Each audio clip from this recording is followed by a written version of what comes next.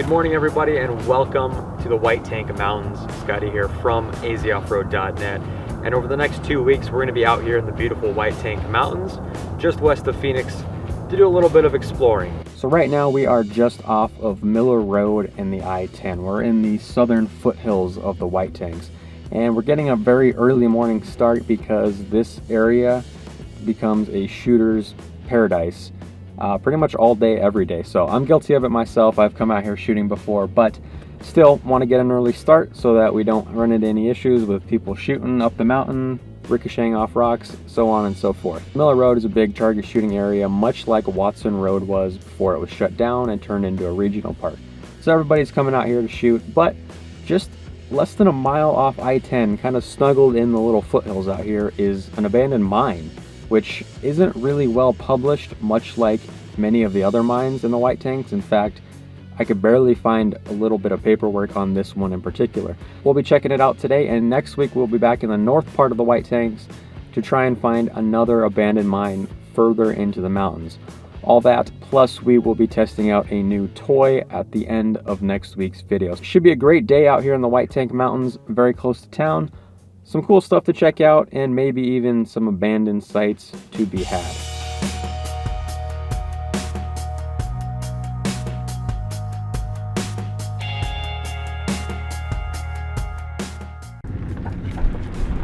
So we have made it past some of those hills there, and in fact there are already people out shooting, so we're gonna have to make this a little rushed, but we are coming up now to the ruins of what is called the Blackhawk mine, and there's a lot of tailings still left, and basically I-10 is just on the other side of that mountain, or that little hill right there. So we're just off the interstate, yet there is this pretty much just abandoned little, not a huge productive mine, but still some decent activity going on. In fact, there is a fenced off short little vertical shaft that we're going to go check out actually.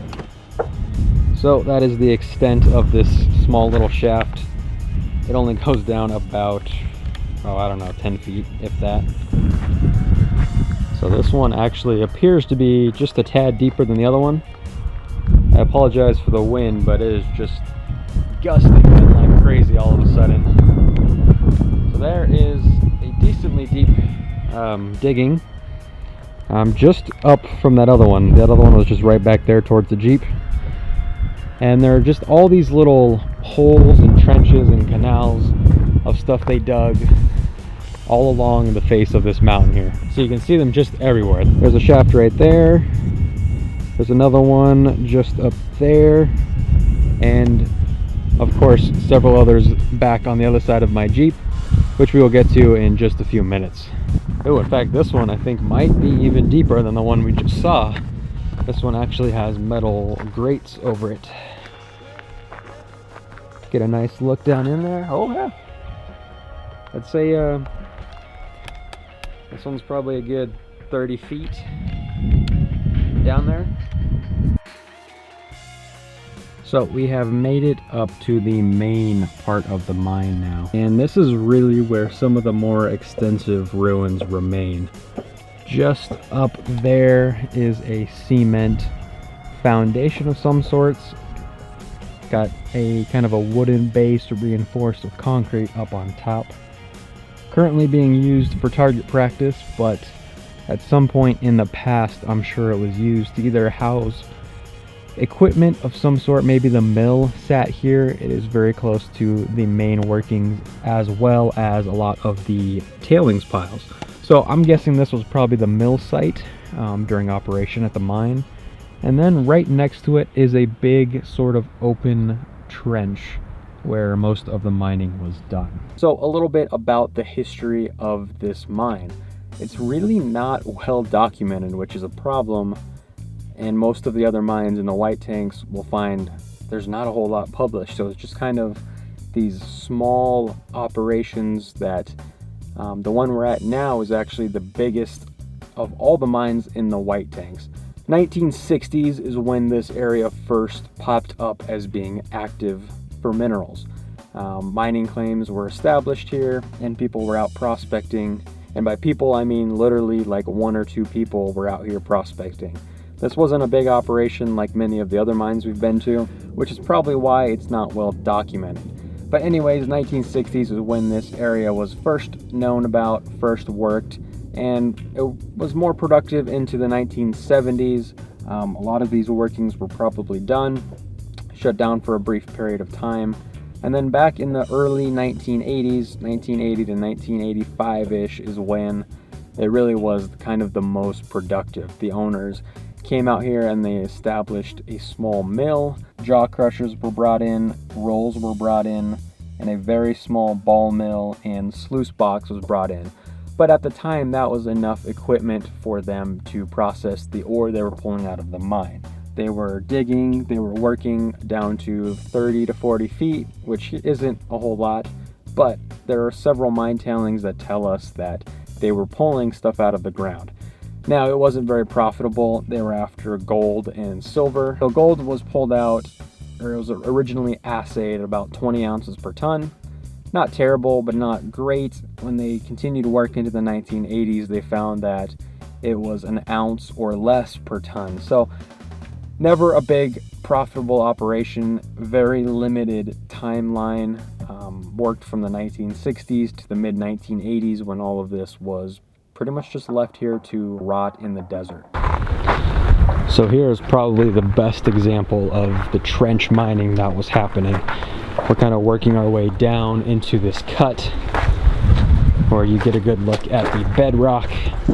So in here probably would have been the ore vein that they were following. And this is actually pretty cool. This is a kind of unique style of mining. You know, not big, deep pits and trenches and so on and so forth. And there it is. It pretty much just goes down there a little ways and comes to an end. But this was enough to get down to the good stuff, the gold, the silver, whatever else they found. Very cool. Actually looks like it may have been filled in. There is a shot down the workings, and you know, obviously there's trash and stuff thrown in there, but they could have backfilled it when they were done, or that could have been as deep as they went. But very impressive. I mean, you can see a lot of the geology that lies just under the surface here. Very hard rock mining. This is not easy to dig through, which cuts into the profit margin tremendously at mines like this. Now further up the hill there are 2 more mine shafts. I took a walk up there, just pretty much more of the same.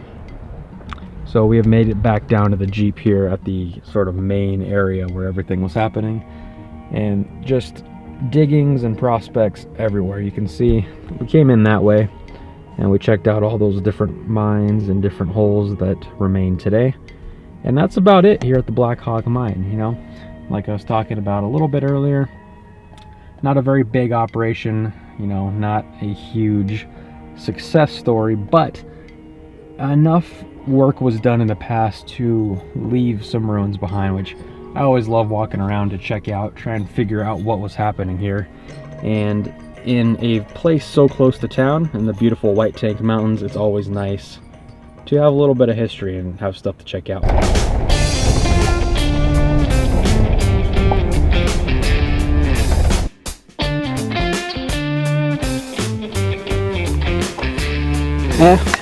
Why not?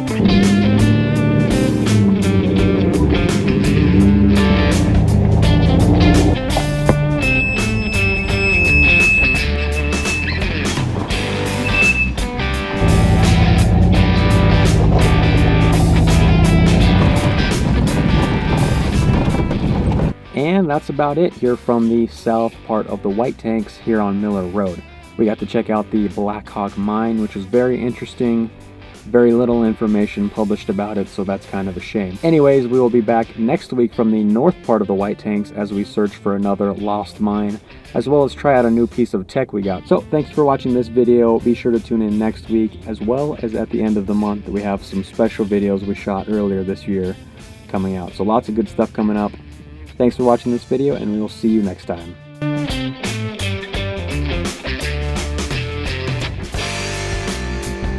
If anybody's looking for a good bean soup recipe, this one looks not too bad.